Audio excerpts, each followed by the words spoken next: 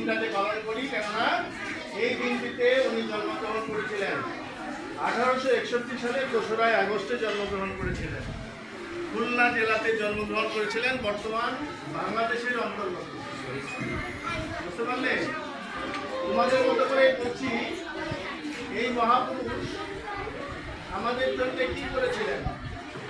অনেক কিছু করেছিলেন। মানে আমাদের প্রজন্মকে অনেকটা এগিয়ে নিয়ে গিয়েছিলেন। প্রথমত তিনি ছাত্র জীবনে খুবই মেধাবী স্টুডেন্ট ছিলেন। বিভিন্ন বিষয়ে এনার ছিল, উৎপত্তি ছিল।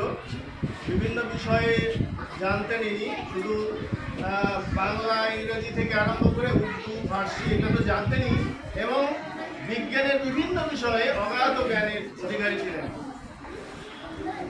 তারপরে ইনি কি করলেন, ইনি লন্ডনে গেছিলেন এক সময় পড়াশোনা করতে। লন্ডনে পড়াশোনা করলেন, করে কমপ্লিট করে আসলেন। এসে ওখানে ইচ্ছা করলে পারে খুব ভালো ধরনের চাকরি করতে পারতেন, কিন্তু সেই চাকরির মোহ ত্যাগ করে দেশে ফিরে গেছিলেন।